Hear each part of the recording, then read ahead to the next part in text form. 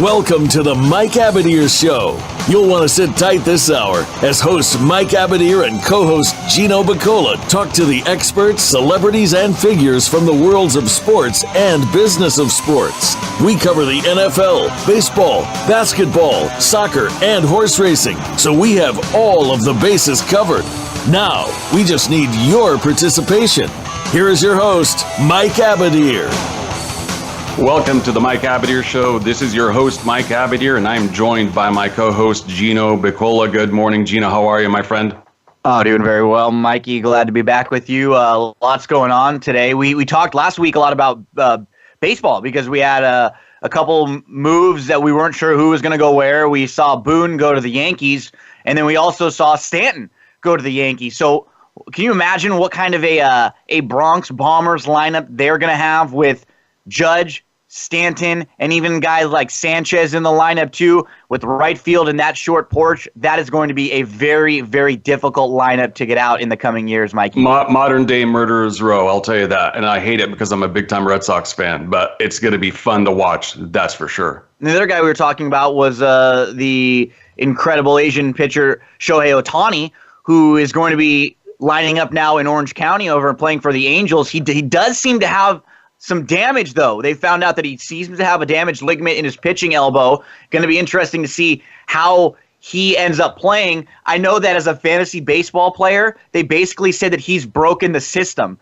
They've never had a player who is a hitter and a pitcher, so they're not sure what they're going to do. They might actually have Shohei Ohtani be two separate players in fantasy baseball. One person might have him as the pitcher. The other person might have him as the DH hitter. So he's already breaking the system here in the United States. I'll tell you what, though. When you hit 102 on the radar gun, first time through the American League, second time through the American League, I'll take him as a fantasy pitcher over a hitter, at least during the beginning of the season. Yeah, at least till they figure him out a little bit. But it's going to be fun because it's going to get a little buzz down there in the OC, and you're gonna pay me the big bucks for this transition, Mikey, because our first guest that we have, he's down in the OC with a big weekend of racing coming up. Yes, it's probably one of my all-time favorite horse racing announcers. You've heard him over the years, even dating back to Bay Meadows and Hollywood Park, but he's most known for being the longtime voice of Los Alamitos Racecourse. He is the one and only Ed Burgart. Good morning, Ed. It is an honor to have you on the show with us.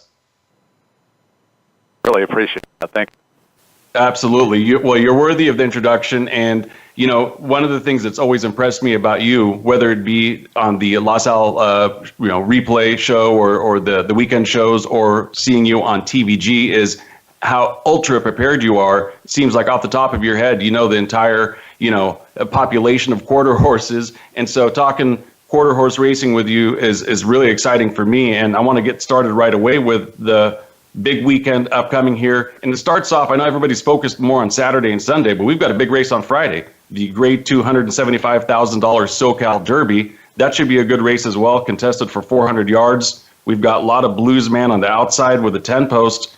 Can he be beat? Well, I'll tell you what, my opinion is if Lotta Bluesman was in the Champion of Champions, he was the only horse I thought might be able to beat either He's a Dash of Fire or B.H. Lisa's Boy. So I would think he should be able to handle these horses pretty easily. He's been superlative since Cesar D'Alba got aboard him 2 outs ago. He won the Golden State Million last year and should have won the Los Alamitos $2 million. He's back to form, and his trial win was as impressive as any victory I've seen in a while. So to answer your question, he'd have to make a huge mistake to lose. Well, judging by the morning lines, it looks like nobody else really has much of a shot. Kissed by an Eagle is the second choice of 4-1, followed by Cartel 6 as an 8-1. I mean, how do we round up the superfecta or the underneath plays? Well, I actually picked the 6th horse, Seared, to finish second in my selections. He's going to be a good price and missed the break by over a length and a quarter last time out, and I thought should have won the trial. Kissed by an Eagle, definitely on form as the second best horse, but if you take a look at his past performance lines, he never comes back and runs quite as good in the finals as he does in the trials, and I think he's probably reached his peak for this year. So looking for a price there, I thought Seared had a good chance to finish second. Okay, well, that's a pretty good analysis of the Friday night races. Let me ask you, Ed, before we get into the specifics, you've called so many races, probably thousands of races at Los Alamitos, and what's always impressed me is how enthusiastic and excited you are about these race calls. But it seems to me like you take it up a notch for these big races, the Champion of Champions and the $2 million Futurity race. Are these your favorite two races to call during the course of the year? Well, by far the Champion of Champions is my favorite race. The 2 million's close to it, but the Champion of Champions has always probably been the race that stands out of my mind most, because the first Champion of Champions I call, it seems like yesterday, and that was back in 1981 when Denim and Diamonds beat Sgt. Pepper Feature, and that's when I had the honor of meeting R.D. Hubbard after the races. So the Champion of Champions has always been the premier race for the older horses. So obviously, I think if you talk to any announcer, talk to Larry Colmus or Trevor, you always try to bring it up a notch for the big races and try to still make the other races exciting. But the big races, I think, deserve a little bit more attention. Absolutely. That makes a lot of sense. So once again, before we get into the nuts and bolts of it, what are some of the big storylines involving this year's editions of both of the big races? Well, as far as the Champion of Champions goes this year, obviously He's a Dash of Fire won the Champion of Champions back in 2015, and Zoomin' for Spuds won it last year, so they're both back in. B.H. Lisa's boy is going for his 7th consecutive victory. And interestingly, he had minor knee surgery after he won the Vessel's Maturity in early July. Came back and worked 220 yards out of the gate to get ready for a start in the Z. Wayne Griffin Directors Trials, which he did not need to win because he was already in the Champion of Champions. But the trainer, Bill Hoberg, thought he was going to need an outing. So he's really come along nicely for this race. So I think those are the three horses you're going to probably want to watch as far as storylines go. And you have the Fiscal Cliff, who's coming in from Prairie Meadows, the unknown factor, won the Bank of America Challenge Championship and has only been off the board one time in his career. Whether he's this good remains to be seen, but he's going to be the big question mark. Shazak is the only 3-year-old in the race. I've always thought that Cody Jensen is one of the more underrated big race riders. What are your? Well, let me ask you. I haven't seen the morning lines yet. Who have you dubbed as the morning line favorite? Is that He's a Dash of Fire? I've got He's a Dash of Fire at 1-1. I've got B.H. Lisa's Boy at 2-1. The Fiscal Cliff at 8-1, and Shazak at 10-1. I just don't know if Shazak is a 440-yard horse, and Jaime Gomez, the trainer, he's got his question marks as well. But the horse is doing well. He had the outside post when he won the Super Derby. I thought the field was a little bit soft this year for the Super Derby, and this will be a test for him as far as class goes. And I just don't think he's quite this good. But I've been fooled before. That's horse racing. Absolutely.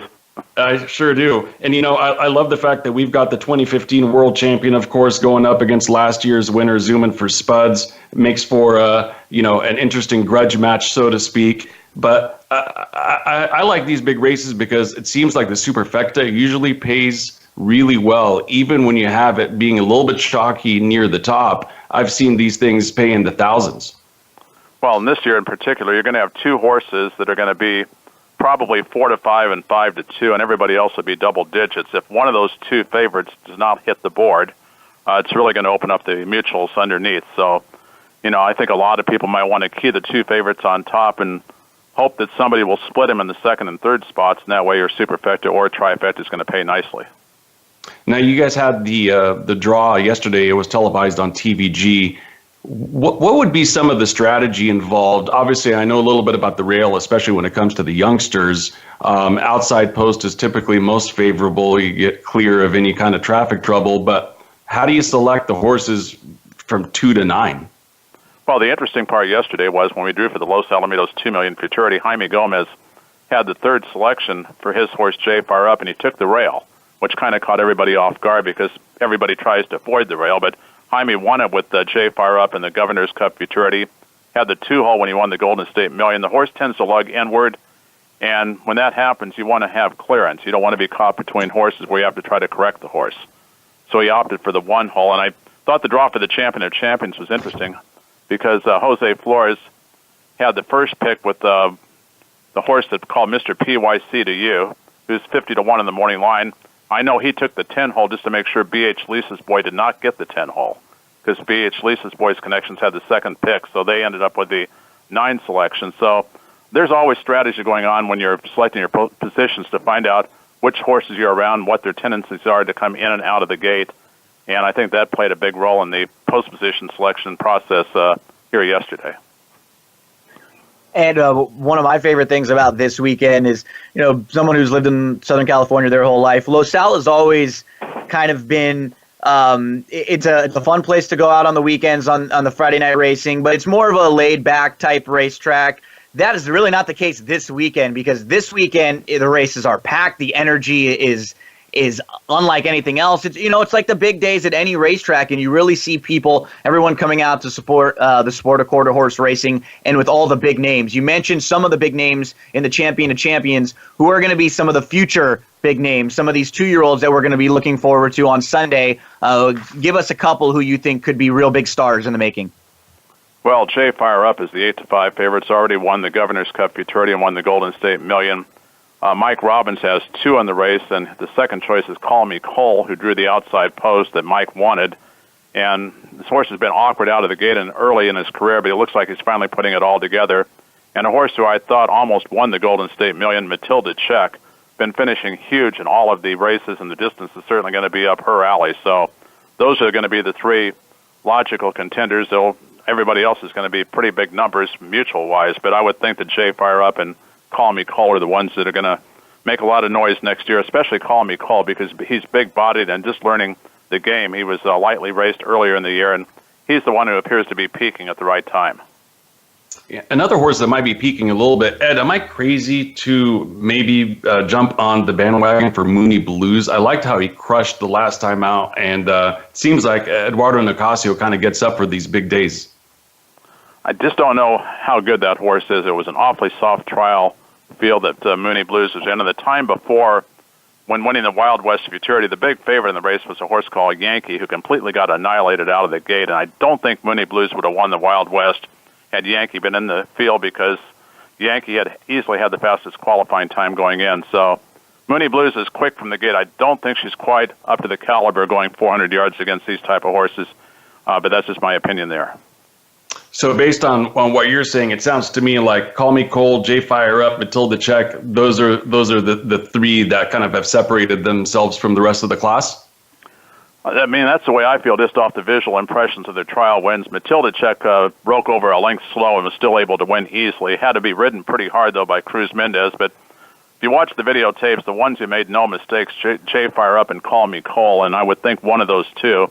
I'd be surprised if one of those 2 didn't win, just like in the Champion of Champions. But again, you're looking at the trifectas and superfectas, and there are price horses. Mooney Blues, obviously one of the ones you mentioned, a horse called Ditto Head, who was impressive in winning the final trial. So there's a few long shots, and a horse called Scoopy Jess. If you're looking for somebody who might be able to upset the top contenders, won very impressively the last 2 times out for Brett Vickery. And this horse is getting better with each start. So maybe Scoopy Jess is the one I would say throw in there for a long shot. That sounds good. And I'm going to ask a question that's a little bit of a spin-off from what Gino asked you, which is, overall, how does this year's 2-year-old crop kind of stack up with the last few years' crops of youngsters? It's a good crop. Last year's crop, we had a lot of Bluesman. We had Worth Doing. Now, Worth Doing, I think got injured, has not come back and run this year. Shazak was in last year, and of course, Shazak won this year's Super Derby. And the other horse, a lot of Bluesman, is the big favorite in the Southern California Derby. But it's really hard to compare until they run next year to see how they come back and perform as 3-year-olds. And I think people do the same thing with the thoroughbreds. They try to compare each year's generation, and it's really hard to do that until they come back and prove themselves the following year. No, that makes a lot of sense. And, I know you're limited on time, Ed. You've got some things to get to at the bottom of the hour here. But before we let you go, let me ask you if you've got any thoughts on some of the thoroughbred races starting today and on through the weekend. Well, we've got the 10-race program on Saturday. Today's card, we have a Pick 6 carryover more than $33,000, and we'll start that on race 4.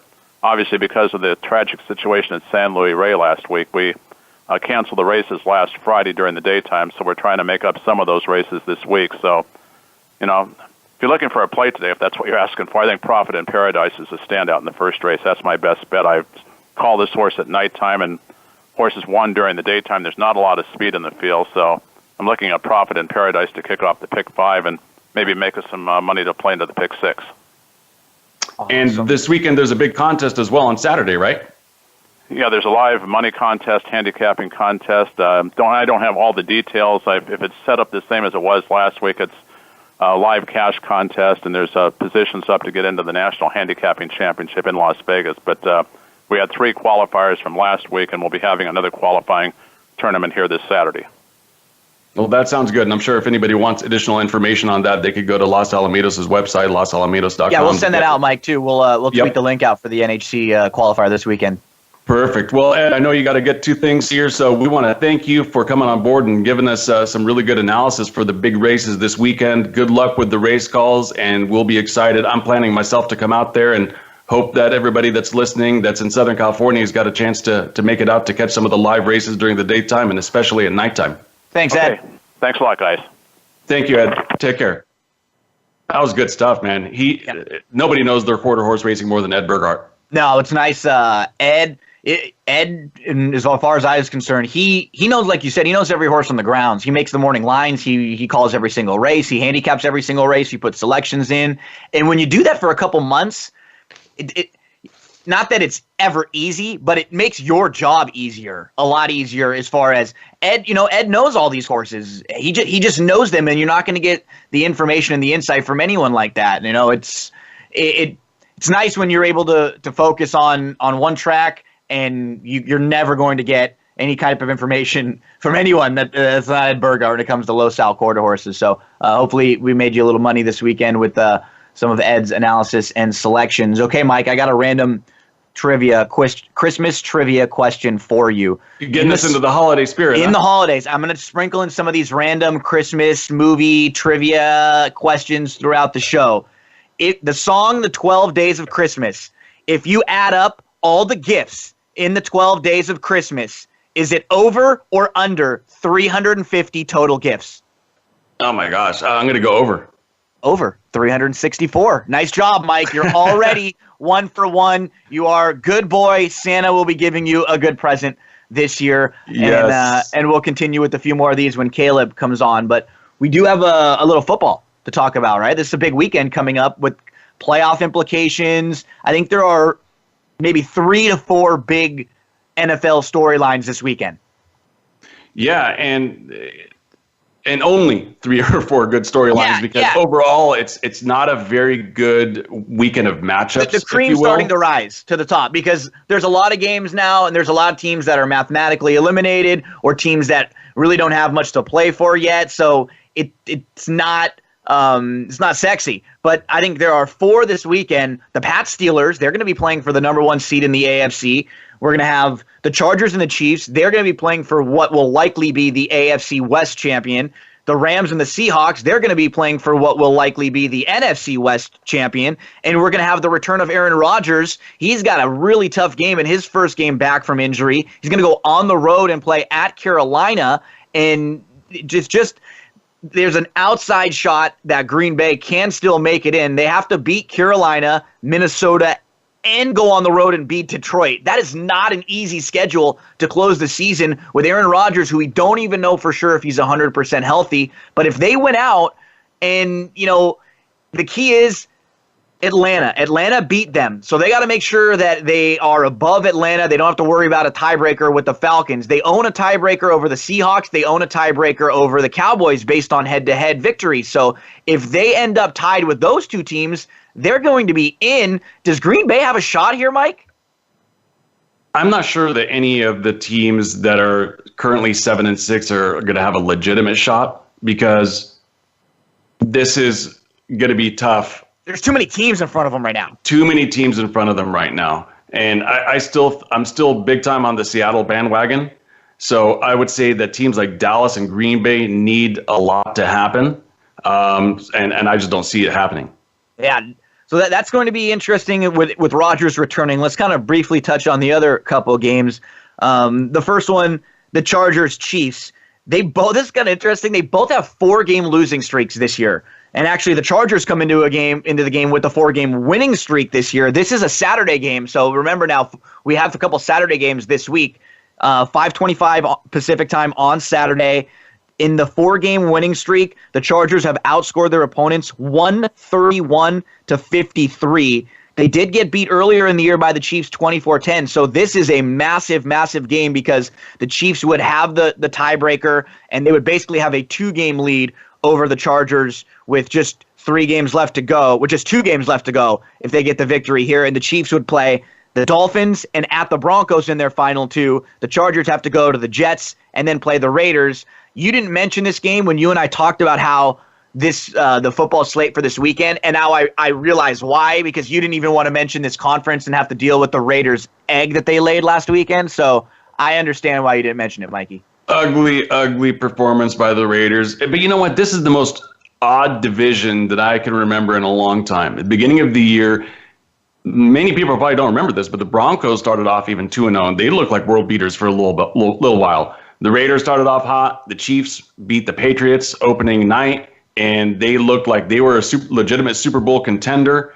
And since then, things have just completely reversed. The Chargers started off, 0-4, and now we're looking at a situation where you got 3 teams separated by 1 game. This is obviously going to be the big game. Pick 'em. This game is a pick 'em now. Vegas likes the Chargers. They're playing very well. Normally at this point of the season, you're going to get like a playoff spread to where most teams get the 3 points at home. So Vegas thinks the Chargers are, about a 3-point better team than the Chiefs. They're going to be playing on the road. This is a really, really big game for the Chargers. And it's funny, with all the talk about how Los Angeles hasn't really been supporting the NFL, we could have 2 teams hosting playoff games here this year, Mike, because the Rams and the Seahawks, they play a huge game. The Rams, they spit it out a little bit last week. They couldn't finish the job against the Eagles. They were up by 4, and then Wentz got hurt and Nick Foles came in. There was a huge strip sack at the end of the game that really changed everything for the Rams. But I do have to point out one key thing for the Rams. When they lose, it is not a coincidence when you look at Todd Gurley's rushing attempts. Gurley's rushing attempts in losses for the Rams: 16 against Washington, 14 against Seattle, 15 against Minnesota, and 13 against Philly. These are Gurley's rushing attempts in wins: 19, 28, 23, 22, 16, 11, 17, 19. So only one game where he's under 15, where he has 11, and that's the game they won. The other games, when he's anywhere near 20, you're just going to get a situation where Gurley's so athletic, he's wearing down the defense, and it's just better for the time management. It's better for opening up the pass game for Goff. I think they have to run the ball, Mikey. I think you're absolutely right. Let's pick up with the rest of the matchups that we want to talk about after the commercial break. I suspect that we've gone over. So let's take our first time out. We'll talk a little bit more NFL, and then we'll bring on our next guest, TVG's Caleb Keller. We'll be right back after a few short moments.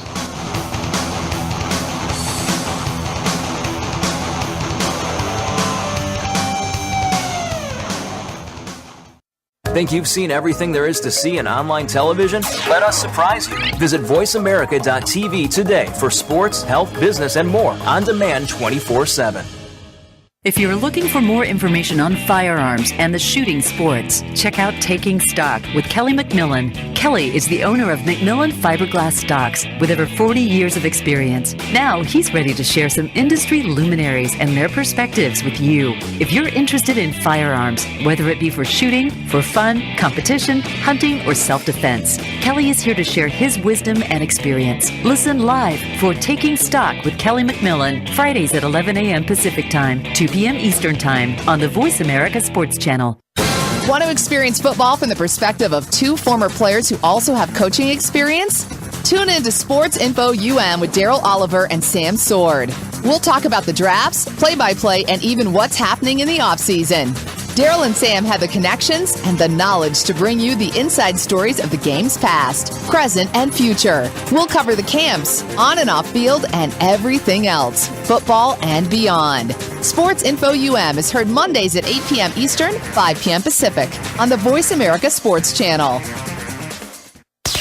Sports continues to grow and evolve to ever-increasing prominence in today's society. On All Around Sports, host John Inglesby will connect with the leading newsmakers from the sports world, including players, owners, and fellow sports journalists, discussing the top news and events that are relevant to sports today. John will also report from and offer his experience of the world's top sports events. Tune in to All Around Sports with John Inglesby on Mondays at 1 p.m. Eastern Time, 10 a.m. Pacific on the Voice America Sports Channel.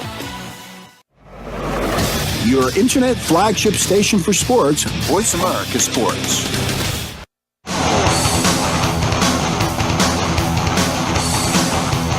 This is the Mike Abadir Show. If you want to call in today, we can be reached at 1-888-346-9144.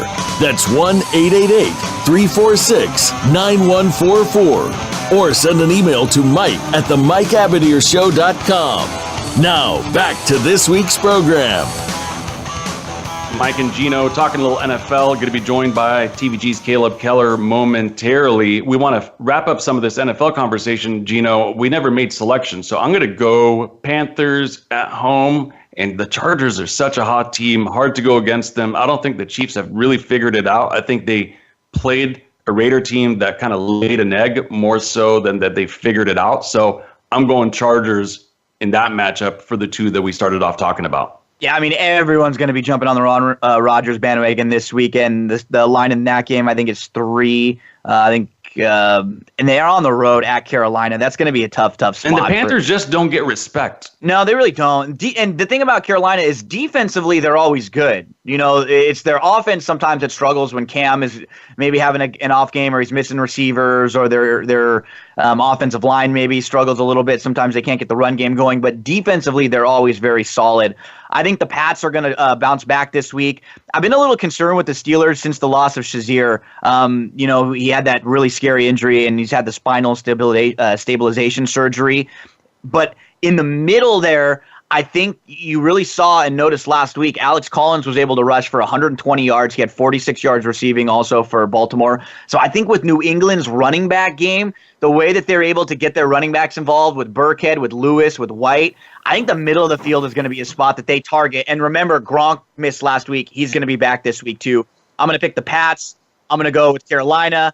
I got to stick with my Rammies. And then we're going to go to I'm going to go to the Chargers as well. So hopefully we can get a couple LA victories here for the Rams and the Chargers. Yeah, I'm hearing a lot of background interference. I don't know what's going on here, but hopefully we can get that sorted out. But is it even possible for the New England Patriots to lose 2 games in a row? Yeah, I mean set aside the fact that they dominate the Steelers, you know, just historically, recent history, long-term history, middle-term history. But other than that, I think Belichick will get it right after getting embarrassed by a mediocre Dolphins team on Monday Night Football. You're worse off playing them after a loss, honestly, because if you play them when they're going well, you might have the opportunity of doing what Miami did last week and just kind of sneak up on them and catch them on a night when Brady's just a little bit off. He really, I'm not ready to have the is Brady done discussion, but he just didn't really look himself last week. And, you know, there was no Gronk. Hogan was just coming back. They might have been looking past a Miami team to the big matchup with the Steelers this week, but he was just missing throws. He looked a little slow, and he seemed like he got hit a couple times, and it was kind of in his head. He was kind of kneeling down and wrapping up sometimes instead of really even living to fight the play out. So I think they're going to bounce back in a big way this week, and I expect you're going to see the Tom Brady. It'll probably be a really high-scoring game. I just don't know if Pittsburgh can stop the Patriots, and I think defensively that injury is really, really going to hurt them. About halfway through the show now, and we have our second guest to bring on. This will be the man who will talk to you for the next 15, 20 minutes. Who knows, maybe all the way through the end of the show. We'll talk a little college basketball with my good friend Mike, and I think the first time I ever hung out with Caleb, I just met him maybe once or twice, and we had a trip up to Emerald Downs for the late double show we were going to do up there. And Caleb and we did the broadcast at night, and then afterwards it was just like I think we were there for like a day and a half maybe. Literally, we flew up, watched the races, and then flew back. And when we got back to the hotel, Caleb and I just started chatting a little bit. And it's so funny. He and I are very similar in that we will not shut up if you get us talking. And I don't think either one of us slept that night. I think we stayed up talking till like 5 o'clock all the way through. And we've had a few nights like that where we'll just stay up. Caleb will usually be juggling his golf ball with the golf club, and we'll be watching some races or talking. But it's been a while, Caleb. How you doing, buddy? It has been, Gino. Mike, good to be on with you. And what's up, Caleb? Come on, talk about college basketball and horse racing. Oh yeah, this is your time of the year now, and I know when it comes this summer, and you're watching summer practices live streaming from the Hoosiers. I always know that when it's time to talk college basketball, we have to talk to you. So let's talk a little bit about your Hoosier team first this year. Kind of set the narrative for us. What is this team like? Who are some of the studs? What's kind of your storyline coming into this year? You're 5-5 right now. You've had a couple tough losses. You played a pretty tough schedule, though, so far. You already had to deal with Duke. Let us know a little bit about this Indiana Hoosier team. Well, it's going to be a tough season. We lost a lot of talented players from last year. I know the Lakers have picked up Thomas Bryant. Maybe he'll make the squad. We lost Anunoby, who's going to basically is already a starter for the Raptors, and then James Blackman, who's a real talented shooter from the state of Indiana. But I think overall the state, me being home right now in Indiana for a little early Christmas vacation, we're pretty excited, and mostly it's because of the coach. And, Tom Crean did a lot to bring back the program, maybe a little bit of unfair expectations, but at the same time, Tom Crean's always been known for player development, Jimmy Butler and Dwayne Wade and so on, but maybe not tying it all together to really get those wins in the tournament. So I think Tom did a great job of bringing the program back, but Archie Miller coming from Dayton, I thought he did an incredible job at Dayton. I'd actually told my friends that he was really on my radar. It was really, Archie Miller or Greg Marshall from Wichita that probably made the most sense to come to Indiana, and I was real happy with the Dayton coach. And they went to the Elite Eight. They made the tournament 4 years in a row. The Atlantic 10 is a very tough conference. So it's a lot different because last year we were fun and flashy and sexy, whatever you want to call it, because we could put up points, but the scoreboard didn't look good at the end of the game. So now we're playing more of a defensive, grinded-out type. We're able to throw the ball into the post. So, for the bettors out there, like I said, if you bet under on Indiana's games for the rest of the year, you should definitely make a flat-rate profit because people have looked at Indiana the last few years as this high-scoring, fun team, and it's not like that anymore. So the players on the court, we got more than enough to at least compete in the Big Ten, but we'll be far from a banner year. But I think we all like where the program's going with the new coach, and I'm personally excited. He was really, to be honest with you guys, he was my top coach all along if we got a new coach. So I'm real excited with Archie Miller, brother of Sean Miller. I know that Sean's been in a little hot water at Arizona with some allegations, but he seems pretty straight edge, Archie. And I just like the ship that he runs, disciplinarian, easy to understand. Sometimes Tom Crean, you felt like he was a Martian talking after the game. He'd be like really reassuring after a loss, and Archie will take one on the chin when he needs to. So this is kind of a transition year, but I like what I've seen so far. Maybe they'll develop. We lost to Indiana State the first game of the season. I was going to say the first game of the year. Yeah, that was the one that you probably had to have you scratching your head a little bit going, uh-oh. Guys, the only good thing about the Indiana State game is on Big Ten Plus, which, you gotta pay for the extra outlet. So I only followed the score, and I'm just lucky to say that I didn't see that. But overall, Indiana, looking good with the new coach, but the Big Ten in general, I don't think it's really that strong this year. So I definitely don't have our conference rated as one of the top conferences in the country, that's for sure. Yeah, it looks like from a top-heavy standpoint, there's one of the best teams in the country with Michigan State, who is just year in and year out one of the best teams. They're currently at number 2 in the nation. They've already, like they do every year, Caleb, they don't pull any punches. They face the big boys. They've already lost to Duke, but they beat North Carolina and Notre Dame. Looks like Purdue has a good squad, but I kind of agree with you. It looks like after that, those teams from like 3 through 7 or 8, 9 in the Big Ten, it really could be anyone's game there. That's where your team might be able to grow a lot when you don't necessarily have to deal with top 10 programs week in and week out.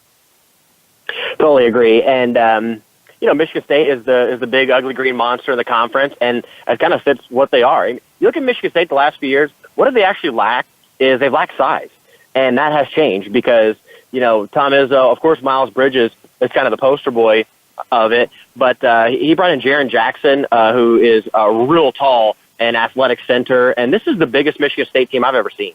and I've followed them going all the way back to the Flintstones and Mateen Cleave. So I think that they have this size that'll really just put it to opponents. They're just going to outsize a lot of opponents for probably at least, I would say, 14 wins in the conference. But, in the whole realm of things, I'm a little worried about them, and I don't know if I'm necessarily buying them as a top national championship contender like most, because now I'm wondering where the guard play is coming from.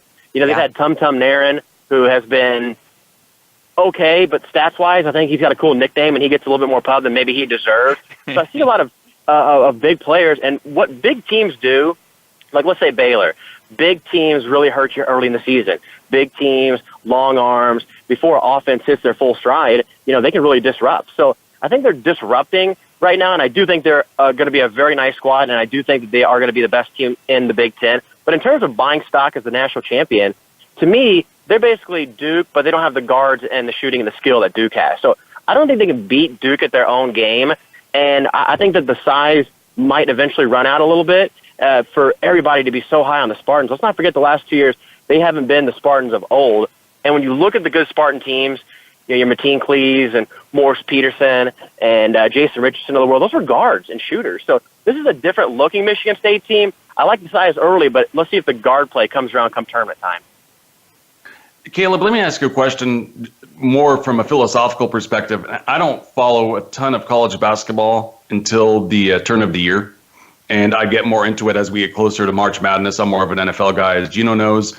But would you say that there are some elements from the NBA that are starting to be emulated in college basketball, or have we not seen that yet in terms of spacing, in terms of, bombs away, three-point shooting, that type of thing? Or have we not seen that penetrate into the college game? I think that there's still a team aspect to it. NBA, you're mostly finding matchups that you like. We like this guy versus this guy, so let's clear out and give it to him. Not as much, even though some teams are running pro-style offenses, but I think that there is really almost a crisis in college basketball right now with this one and done. And you only have to look at the NFL because, last year, who led the league in rushing? It was Ezekiel Elliott. He was a rookie. Okay, who you might say, well, he was behind the Dallas Cowboys offensive line, but who was second? It was Jordan Howard, another rookie. Dak Prescott. You look at this year, the Saints have been revitalized because of Kamara, who's a rookie, and Marshawn Lattimore, a cornerback, who's a rookie. So when Hunt these NFL from, players go the for Chiefs, 3 years, they're ready to come in. So are you kind of in a way saying that rather than the one and done, it might be better for some of these guys to play maybe in Europe or in another professional league? Lithuania, go play with the ball. Don't get started on that one. But, maybe somewhere where there's more of a team-oriented aspect of basketball rather than going to a program and being one and done? I think it's a problem with the rules. And if they just adopted the NFL's rules of saying, let's say, stay 2 or 3 years. Let's say 2 at the minimum, okay? Rookies don't make impacts in the NBA. I mean, the rookie of the year last year was, I think, Malcolm Brogdon. Did you guys, have you guys seen Malcolm Brogdon play? How good? They don't make an impact. I even asked my buddy, I'm like, give me one rookie in the NBA that's made an impact in the last 5 years. You can't name one. You really can't. No, you can't. So you give these NFL players 3 years to develop. They come in and they change franchises. The Saints were no good last year. Now they basically got the offensive and defensive rookie of the year, and now the Saints are a Super Bowl contender. So it's just they act like the NBA wants the quickest access to the best talent, when in reality, these guys, Brandon Ingram, as you guys know, needs more time. They all need more time. And now the draft picks aren't really worth anything because they'll shove around draft picks. Jimmy Garoppolo got traded for a second-round pick. The NFL, the draft picks have leverage. The NBA, they don't, and it all comes down to the rules. So college basketball, as much as I love it, the level of play is descending. It's just not getting better. The best team this year is probably not as good as the 2011 Kentucky team, and that team is probably not as good as the 2002 Duke team, and so on. So the product and the sport and the level of play is not getting better, and it all comes down to that one and done rule. And until they change it, I'll still love college basketball, but from us being horse racing handicappers and looking at level of play, it's just not there anymore, and it's not getting any better. It's just a product of the system. We're here talking with Caleb Keller from TBG, but we're not going to be talking as much horse racing today because it's college basketball season, and Caleb's from Indiana. He's a Hoosier, and when basketball is on, we will be chatting it. Now, Caleb, let's expand a little bit. We'll kind of rapid fire through a couple of the conferences and give me who you like, or just kind of anything that comes to your mind. The ACC so far, I mean, they have 15 teams, but you have Duke, who's at number 4 right now. Miami's at 6. North Carolina's at 7. Virginia's at 16. Notre Dame's at 18. Florida State's at 19. Then you have Boston College, who just beat Duke. Duke's actually 15th currently in the conference because they're 0-1 in conference, but they do have some wins, big wins early on. They beat Michigan State, they beat Texas, they beat Florida, they beat Indiana. Any overall thoughts of Duke or any of these other big boys in the ACC? I mean, I love Duke like everybody else. Boston College was, give credit to home court. It's going to happen, but for them to come back against Texas and for them to come back against a really good Florida team and for them to take Indiana's best punch and best crowd, Duke, to me, I know Villanova right now is number 1, and Villanova's a classy program, but Duke's a clear, if we're talking buyer points, Duke's a good 5 or 6 buyer points better than any team right now, and I think they're going to be very tough to stop. I mean, we had a little technical difficulties there with Caleb, so hopefully we can get him back on the line in just a second, talking some ACC basketball there. But Mikey, that's a absolutely stacked ACC there from top to bottom, as he was kind of rattling through with Virginia, Notre Dame, Florida State. Those are all top 25 teams right now. The ACC and the Big 12, as far as the rankings are concerned, they have a lot of the top teams, and it's been the Big 10 and really the Pac-12. And I say this as a guy out here on the West Coast. I've been really disappointed in the Pac-12 basketball-wise. Arizona and USC were both top 10 teams to start the year, and they have both lost 3 games apiece. And now we're talking about ASU, Arizona State. The Sun Devils are a team on the national landscape right now. They are the number 5 team in the nation. They're 9-0. They have wins over Kansas State, Kansas, Xavier, and St. John's, and they have an incredible guard in Trey Holder.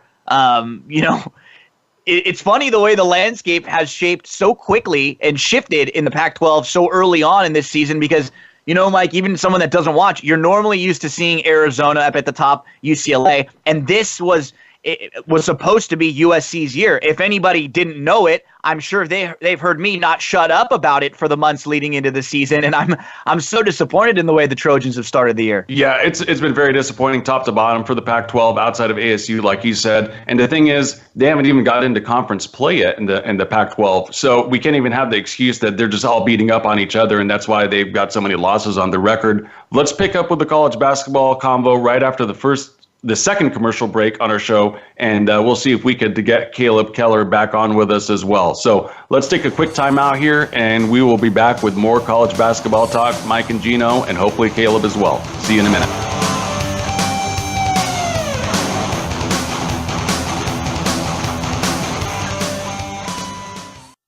Become our friend on Facebook. Post your thoughts about our shows and network on our timeline. Visit facebook.com/Voice America. Okay, sports fans, here's your opportunity to discuss football, America's favorite sport. On an annual basis, millions of people attend, watch, and listen to football, both pro and college. Ray Ellis Sports, an internet talk radio show, was developed with the fan in mind. Join host, former Philadelphia Eagles and Cleveland Browns strong safety Ray Ellis on Voice America Sports every Tuesday at 1 p.m. Pacific for exciting, interactive football discussions from the fans' perspective. Tune in every Tuesday at 1 p.m. Pacific to Ray Ellis Sports right here on the Voice America Network, and let's talk football. We're talking Western Ambush this week on The Revolution with Jim and Trav, taking a closer look at all the amazing big game hunting opportunities found in the Western states. Joining us is Jason Matzinger, host of Into High Country, Jill Gechter from Cinch Jeans, Dean Capuano of Sawarski Optic Quest, and Freddie Hartice of Hollywood Hunter. It's presented by Outdoor Channel, Sportsman Channel, World Fishing Network, and My Outdoor TV. Friday afternoons at 1 Pacific Time on the Voice America Sports Channel. Get ready for the Get Down with Hurley Brown. Want to get inside of the minds of the players and coaches? We'll talk everything sports, but with a focus on the NFL, NBA, and college football. We'll review and preview the week's big games. We'll talk about the draft choices and free agents and go inside the teams for news, recruiting, and what's next from the colleges to the pro teams. It's the Get Down with Hurley Brown.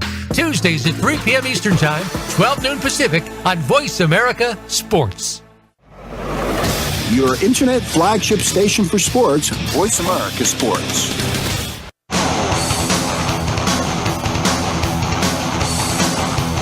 This is the Mike Abadir Show. If you want to call in today, we can be reached at 1-888-346-9144. That's 1-888-346-9144. Or send an email to mike@themikeabadirshow.com. Now, back to this week's program. Mike and Gino hanging out with TVG's Caleb Keller. And actually, before we get back into the college basketball talk, I've got an email from an emailer. This is Jason from Dublin, California, and he's got a question for Caleb. I'm not sure if you're going to have an answer for this, but I will read it anyways. Basically, the question is, if sports wagering becomes legalized, will I be able to make sports wagers on TVG/Betfair? Oh, I'm sure we'd be at the forefront. I mean, Betfair, who ended up buying us, is a European betting establishment. As you guys know, betting on games is much more popular or accepted, if you will, in Europe. So trust me, if it gets passed, the guys working up there on the 8th floor will try to make it happen quicker than anybody. I'll piggyback on that as someone who worked at TVG for a while. That's something that's been that's what Betfair wanted to do when they came over here with the exchange in mind and expanding into kind of poker into all aspects of sports betting. So yeah, that'd be an absolute. And just a guess here, it seems like everything that's good always happens in New Jersey first for some reason, right? So hopefully we'll get a piece of that out here in California. Hey, WrestleMania 4 and WrestleMania 5 there. So I think you're right. You're right, Mikey. I wasn't thinking about those, but I got you, Gino. Well, we're here with Caleb Keller. We're talking some college basketball. We moved from the ACC kind of into what's been a pretty disappointing conference, Caleb. I was talking to Mike a little bit about this when you were off, but I was so excited about this year for my Trojans. We got up to number 8. It looked like Arizona and USC have really good teams coming back. And then 3 really disappointing losses for USC. Now, I do think they should have won. They could have won and should have won any of those games. They didn't shoot the ball well, but I will preface it with saying they do have Melton, who will likely be a pick somewhere in the late first round, early second round, that has not been able to play yet because of all of these issues that happened preseason. Supposedly, he has been excused of anything. He had no involvement with anything, but USC just does not want to have him play a game and then a ruling come out where they have to get they have to lose games or this season will not count because with Reggie Bush, with OJ Mayo, this is something that is a sensitive subject to the Trojans. But, you know, we've seen Arizona and USC be a little bit disappointing. But, Caleb, have you got to watch this Arizona State team at all, coached by Bobby Hurley? They've got some huge early wins. Arizona State's been incredible, and you know I looked at the ESPN Power Rankings. I think they actually have Arizona State number 1. Which you know, if you look at even the win against Xavier's a heck of a team that almost got to the Final Four last year. And you know Bobby Hurley has shown that he's still got the Duke pedigree, and it really comes out of Trey Holder. And I like a college team when your best players your guard. You know, my little knock on Michigan State was that their best players are bigs, and Trey Holder's been incredible. I mean, scoring guard from anywhere, can drive, keeps the offense running. I mean, I really gave them a little chance against Kansas. And, of course, they pulled out the 10-point victory. So Arizona State versus Arizona actually happens early in the Pac-12 calendar. That's going to be way more fascinating than it usually is. And, you know, Gino, for USC, I think, you know, USC's on the upstart. Let's not forget, it wasn't too long ago where USC basketball was like Indiana football. You know, it's like you're right. It's a secondary sport at a school and whatnot. USC basketball, though, is a little analogous to, let's say, Oklahoma State football. They want to score and score and score and score. And it's a fun brand of basketball, and they can and will outscore a lot of opponents. But the mindset of scoring needs to be meshed a little bit more with defense. So USC is a quality team this year. Arizona State, let's see how far they can keep it running. I mean, nobody's ready for the Sun Devils to be in the top 10. I mean, it just looks weird, but it's deserved. And then Arizona, I still think Arizona's really going to get it figured out here by the end of the year. I mean, they've got a top freshman who's going to be potentially a top 10 pick. Alonzo Trier is still incredible. Parker Jackson Cartwright. This team always trends well at the end of the year. So I know they finished 8th in a field of 8 for, I think, their own tournament. So they've got some early season woes, but Arizona, I still will stick with the class of the conference. I think Arizona is going to get the ship righted, and I still think whether they've got this allegation or whether you like him or not, Sean Miller's still waiting to break through to the Final Four. He's been to the Elite Eight so many times, and even with these 3 losses, I'm definitely not discrediting them to have their first Final Four with Sean Miller coming up in 2018. Well, you talked about USC struggling on defense, a team that they couldn't stop. Looks interesting in the Big 12 to me, and they're led by another stud young guard. Now, I don't know how good as a team they are, because this is a team that, just like USC, they want to score, and they don't want to play any defense whatsoever. But Oklahoma and Trae Young is an absolute stud. The Big 12 looks pretty deep this year. You have West Virginia, Kansas, TCU, Baylor, Texas Tech, Oklahoma, and Texas that all look to be pretty decent programs. I think Big 12 is the siziest conference. I mean, Baylor's larger than life. Texas with Shaka Smart. I think Texas is a little bit of that, once again, secondary sports school. I mean, it's a football school. I think Texas has been somewhat held back with their 24/7, TV programming because, when Charlie Strong's average, we got 24 hours to talk about it. When the basketball team's average, we got 24 hours to talk about it. But they got a big guy named Mo Bamba, once again, following along with the trend of having size in the conference. So I think they've got the scariest size. And maybe you could argue, I think they've probably got the most depth. I think you bring up a good point, Gino, on Oklahoma. So, how's it been 14 times in a row that, Kansas has won the Big 12? You're telling me not one time in that span, Oklahoma who reached the Final Four, or Texas that reached the Final Four, TJ Ford. Or Baylor. Baylor's had some good squads, the last few years. I'm with you. The Durant Texas years, USC played Durant that year when Durant was good. And then in the Big East, you mentioned Villanova. They've just become such an incredible program over there. It's unbelievable year in and year out. Xavier is a good squad. Seton Hall is making some noise. Creighton's not a bad squad. The Big East is okay this year. They're not, they're an average conference is one of these power conferences. They might actually be above average because think about it. ACC has got a contract with ESPN. So they got 15 teams too. ACC. And even too, the Big East has got a new contract a couple years running with Fox Sports 1. Now, I've even looked.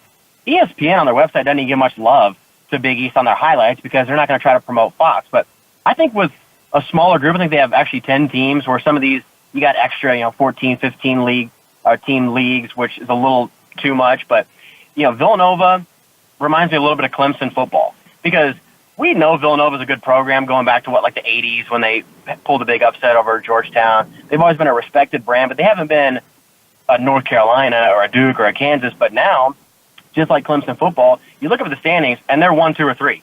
So Villanova is a measuring stick, and I think teams grow from playing a team that's that well coached. Xavier, very strong, but I really think that a Final Four dark horse here. I had a couple of teams I'd put, big odds, $20 to have a chance for 1,000 come back if a team were to go to all the way. But my Final Four dark horse is Seton Hall. Seton Hall had basically a domination on the boards last year, which started with their big guy, Angel Delgado. They got everybody back. And if you look at North Carolina last year, what they do? They dominated the boards. Last year's North Carolina squad, their offensive rebounds was about 40%. So essentially, almost half the time that they shoot it, they'd get it again and shoot it again. And nobody could really rebound against them, and they'd limit offenses to one shot. So they got Desi Rodriguez, who's a left-handed guard. I think he's really crafty. I know in the day and age now, we're looking more for talent of Duke as opposed to experience of, let's say, Seton Hall. But their 3 best players are seniors. Kevin Willard has got this team humming the last 2 years. Seton Hall has been playing their best basketball in late February. Got taken out by Gonzaga a couple years ago, who went on a huge run. They've had some unfavorable matchups. But with the experience and the size and the domination on the boards, I really think Seton Hall, who only has one lonely loss this year by a point to Rhode Island and some good wins, including at Louisville, I think Seton Hall, guys, is really a dark horse to not only make a name for themselves and win a game. I think they got a chance to maybe be the surprise team to go to the Final Four. And on that note, Caleb, we got about a minute and a half before the show closes. Just really quickly, I always am interested in some of those dark horse, long shot type, I was going to say horses, college basketball teams for making a deep March Madness run. What are your thoughts about maybe, Wichita State is no longer a dark horse, but I like smaller schools, smaller programs that make big noise. What about like the Gonzagas? You mentioned them earlier, or even St. Mary's. They're not small either anymore. Yeah, That's the thing. They become these. Wichita State is a top program. We didn't really mention the SEC with Kentucky, A&M, Tennessee, Florida. We'll definitely have to get Caleb back on. They get enough hype as it is anyways, you know? We'll what about definitely like the get St. Mary's, you know? Programs like that. I'll give you one more quick one before I hit the road. I know we're winding down time. Here's your Cinderella to write down on a piece of paper. All right, Nevada. I got my pen. Write Nevada down. Mountain West. There you go. Eric Musselman used to be with the Warriors and the Kings. It's an NBA-type coaching staff. They've worked transfers as opposed to recruits. Last year, they had the best season basically in school history. They got most players back. They got a horrible matchup last year. They were at 12 against the 5-seeded Iowa State, who had just won the Big 12 tournament. Got a horrible matchup. I'm telling you right now, Nevada is a team who I think will make the tournament and come out of the Mountain West. And I think that they can make at least a potential run to the Sweet 16. Nevada has got the two front runners for Player of the Year in the Mountain West. And I think that coaching staff with former coaches like, let's say, at LSU, former NBA coaches, top transfers coming in. Nevada's a basketball town. They made a tournament last year. Nevada is the team that I've got as my sleeper Cinderella. Good strength of schedule, strong RPI. That sounds like a good pick. I have written it down. Caleb, give me a rapid fire on a couple of these, Caleb. What Christmas song is the best selling single in history? White Christmas. Boom. Nicely done, Caleb. This one you'll get very easily. 1983 classic, You'll Shoot Your Eye Out. Christmas Story. Boom. There you go. Wow. Christmas Halloween animated movie by Tim Burton. Night Before Christmas. Nightmare Before Christmas. I'll give it to you. And the last one. Nightmare. 1994 movie, The Santa Claus. What Tool Man played the main character, Scott Calvin, who becomes Santa? I watched it with my nieces 2 nights ago. Tool Time Tim himself. There you go, Tim Allen. Clean sweep. Well That's done, outstanding. Caleb. Impressive. Give us your plugs. Where can we find you, Caleb? At Caleb TVG on Twitter, and me and my buddy actually are working on a March Madness podcast. It's called More Than March. We got it on SoundCloud and at MarchPod on Twitter. So it's a fun thing. It's my college roommate, one of my best friends from Indiana growing up. So we rap hoops maybe once a week, talk some college b-ball. But it's been a heck of a time talking with you, and like I said, easy sell to come on talk hoops. Yeah, we'll absolutely. We'll push that podcast out for you, and we will bring you back on before when the brackets come out, so we can break down all the brackets, and maybe even before that again, kind of like a mid-season once conference play starts and everybody plays one round through. Definitely. Looking forward to that one. Closer to the trail. Thanks, Caleb. Outstanding. That's good stuff. We want to thank Ed Burgart and Caleb Keller for bringing it strong today. We want to thank you, the listeners, for joining us. And next week, we've got an NFL doubleheader. We've got active current New Orleans Saints player Zach Wood, and we've got retired Oakland Raider fan favorite Kenny Shedd. Get to iTunes, 5-star ratings, 5-star reviews if you can. Those help us move up the charts. We really appreciate them. Yes, please. Thank you for listening. Happy holidays, everybody. We'll see you guys next Thursday. Thanks for joining us this week for the Mike Abadir Show. Please tune in again next Thursday at 2 p.m. Eastern Time and 11 a.m. Pacific Time for another show with Mike and his co-host, Gino Bacola, on the Voice America Sports Channel. Have a great week.